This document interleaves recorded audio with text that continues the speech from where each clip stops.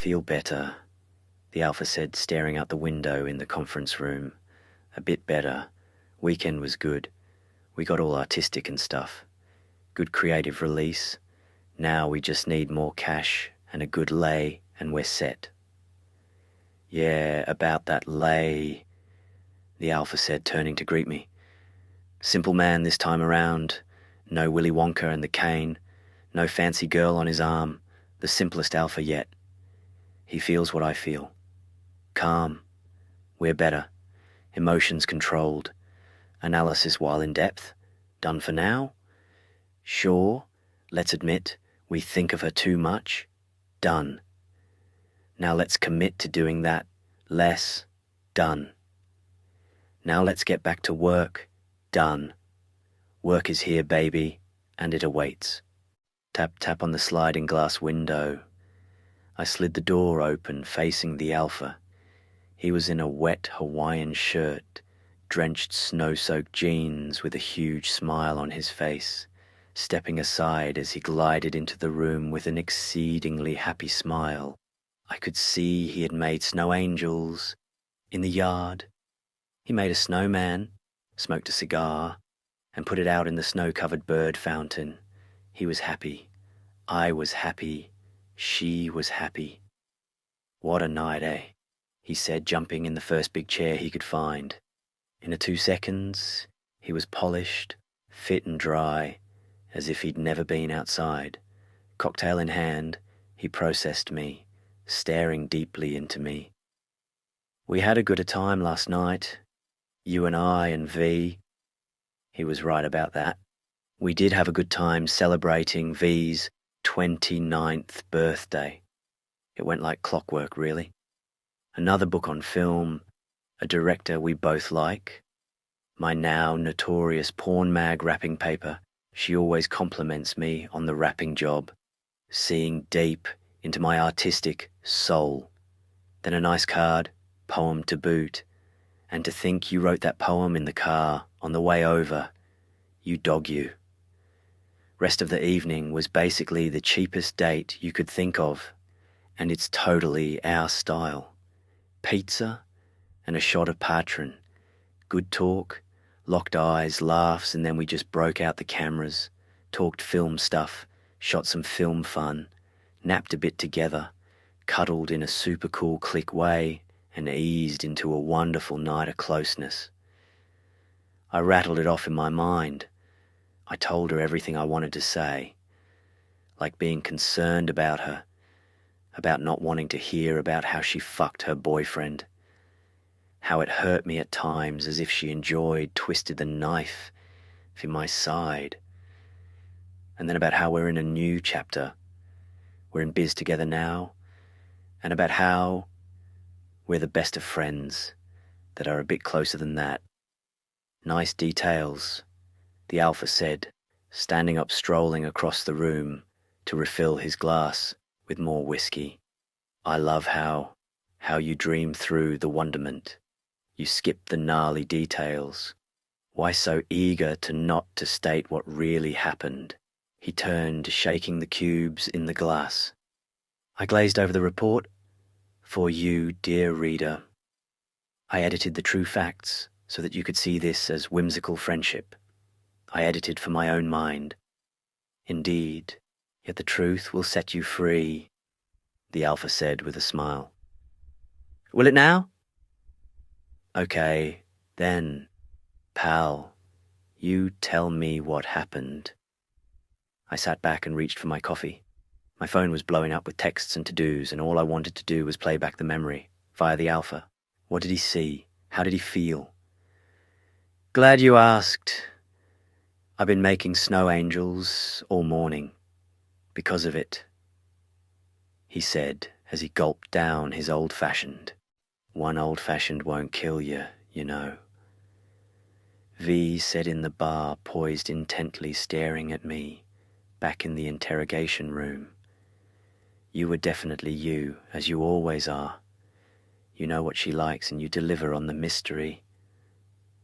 The Alpha began. She was eager to hear your new terms of engagement. You know that pattern of her. She wants you to tell her what you want. She's that into you. You didn't want to hear about who she fucked and why. You didn't want to hear how many times. You wanted to close that part off in you. The part that hurts when she tells you what you think you'll never have. That heart of hearts. She understood completely and was into you even more.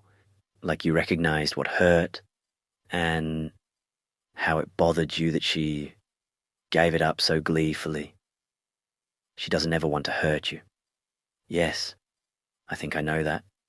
She tells me her sexual, intimate details like a close friend, a best friend. She constantly tells you that. A moment in her home, living it now in memory. You ever think about how close we are, best friends? Best, she said calmly, like all the world's truths were known, like we were closer than anything she's ever had before. Back to the bar, in memory, my new terms set. Understood. What else? V said, smiling end to end at the bar. Back in the house, the cameras, the Alpha was loading up memories in my mind. Did you notice when you brought it into the mix? He said, with stare. He meant the voice, the confidence. I think it's always there, but when the voice arrives, it's like I channel the Alpha. The lower, calmed, more Alpha-ish presented voice. It sounds deep, confident and wanting. He likes that voice. He knows it well, he said, stirring his cocktail with his finger with a suck of the tip. We always get deep, Hare and I. We get close and into the moment. We share lots of things, little things. She likes to see what view I like to capture of her. She looks good on camera, young, yet gypsy-like, a huge dose of mystery through her eyes. The first cuddle was nice, until that beer spilled. He laughed and got up to refill his cocktail one more time. The beer spilled between us as she was pressed against me knees, up leaning on my side. She always seems to have a beer with her at all times. The cuddle was nice, and... Yes, you talk too much, the Alpha said, sitting back down as I played the memory back in my mind. Complexity filled my expression. I think too deeply. On the contrary, you don't go deep enough. After the beer slipped out of her hand, and down my side, and into my shorts, yeah, that cold, wet feeling of beer seeping into me, yeah, that kinda wakes you up. I went back to the kitchen table. She jumped on my lap and I gave her that look, starting at her, then the table, then her. Nope, nope, nope. This is the kitchen table, she said, flashing her eyes arms around me.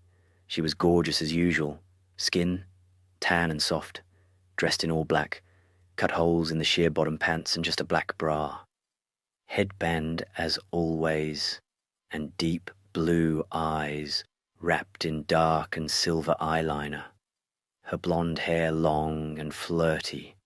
How we got to this, like this stage of who we are now, is kinda nuts. Well, I know you've done it on kitchen counter at least, I retorted. A guess. A wild guess. I imagined her getting fucked on the marble countertop of some home in her time. Her boyfriend, I'm sure it's happened. I usually guess correctly as if she's given me access to her mind. Fully, willingly. In a smirk, she confirmed it. Losing grip of her a moment, I stood her up as I sat on a tall chair at the kitchen table. She rested her legs around my right thigh. This is one of our grooves.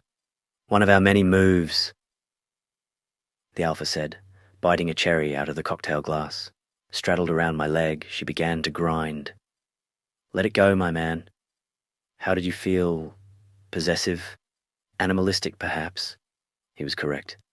I got into it hard, bouncing her up and down as if I was fucking her, slapping her ass as she grinded on me. She was into it. She's always into it. Like 2 clicks and we're down and into it, just like in a VIP room or in a moment in dance booth. I forget who I am for a second and just want to consume every inch of her. Maybe that's the key to life, living for that moment when you're not your normal, controlled self. Luckily, you're such an engineer, he said, smiling a sec, looking up into the skylight above. Yes, let's just get this going, I said, moving her over to the couch and stripped her down to her naked self. Her body beamed at me, every curve, crease, hair, and soft skin noted, poised, ready. Once again, you deny the reader the good part. I did. Those memories are for me. V was in a deep sleep, unmovable. She was just out, cuddled and consumed for a moment. I snoozed with her, clutched to my side, pulling a blanket over her, protecting her. Panda. Her husky pulled herself together in a pile at the edge of the couch. V was fully unresponsive and just out like a light. I guess that means job well done. Yep, you took her places. She thoroughly enjoyed it, and you were useful again, the Alpha said, sliding back into this chair as if to nap. It was a good feeling, useful, making a woman feel good. Funny how that works. You want to talk to them, watch them, see them smile, see them conquer. And then you want to love them, touch them, let them feel pleasure you deliver. And then you feel complete. Kinda. Yeah, that's true. I'd like a little satisfaction as well.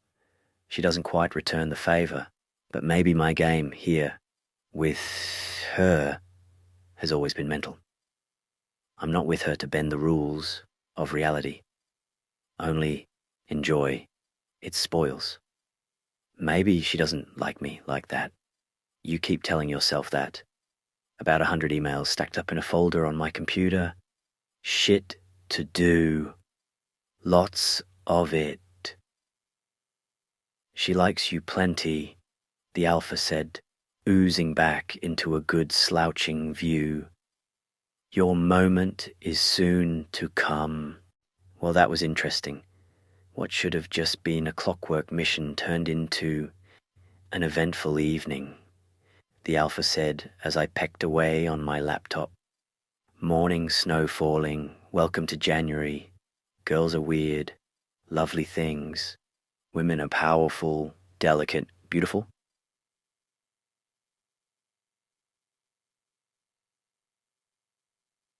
Resarai.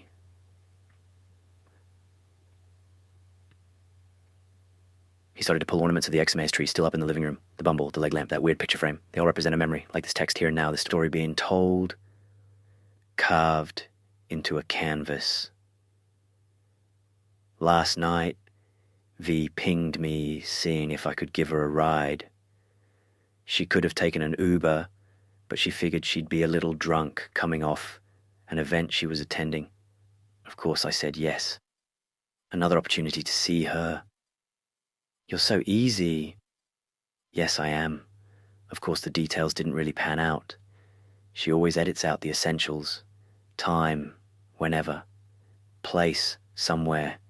I got on the road early just because my excuse was wearing thin. Ali could only notion me so much on why I was out again on another night. She knows I like the club too much, but we're comfortable in our thing, our you're here and you're there relationship. The sexless marriage on steroids. I don't want to rock the boat and there's no boat to rock on, so be it. It's not truly sexless. It's sex-optional marriage. Besides, this isn't anything fishy, just a ride, right? I arrived just in time to watch V's boyfriend drop her off. I imagine the white lie discussion between her and him. The why exactly am I dropping you off drunk when we could be in your home and fucking drunk? I wonder how that one went down. Did she tell him she had to go See a stranger, make $1 and win? How'd that go down exactly? Not my place to ask. Your place to wonder. Definitely. The tree was nearly bare. The Alpha was making quick work of it. First time I've seen the man. Shorter than me. That was comforting. Trimmer too, not so comforting. He is a police guy, so there you have it. He's been married twice, divorced twice, has a kid or two, set to retire in 10 years or so. Pension good times. V blew up my phone. Where are you? Here, just drove past. Come back, let's go. Okay. I pick up V and she's visibly intoxicated and bothered. Distracted is a good word. She gives me vague directions. That way, okay, getting on the road we exchange the hellos. How was your day? She's been wanting to know my day details more and more, like what happened, who'd I talk to, what work is next, what are the layers between layers. Getting on the highway, I know a vague notion of what part of town we're headed toward, but no address. As an Uber-like driver, I'd really like an address. She leans the chair back. She starts to space, and Vera comes to the forefront of the otherwise would-be girl who commands her. I've talked about her duality before. The girl denies it. Vera and the girl are one person, right? In theory. But in my reality, they are two different people. One, it makes for good writing material, but really, they are two different entities.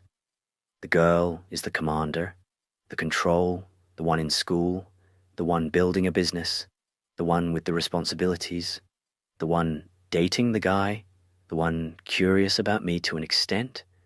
And Vera is the girl within the girl. She is the dancer, the alter ego, the pure sex, the lust, the drunk, the girl getting away, the girl who risks it all, the crazy yet compassionate one. You always say Vera wouldn't hurt you. The Alpha noted taking the tree apart in 3 sections. That's true. I think Vera would never hurt me. She's the one I met first. She's the one I fell for. The girl, she is the ringmaster. She would carve me up on a Sunday's best brunch. She's the one I've been getting to know more. But there's more mystery to her than there ever was in Vera. In many ways, Vera is retiring, and maybe she's not too cool with that. Back in the car, the exits are flying by. I have no idea where I'm going. I plead with 5 for an address. You need to chill, she says, slumped in her seat. I need to know where I'm going. She starts to curl. I know what happens next. She's about to zonk out. She starts to confess something.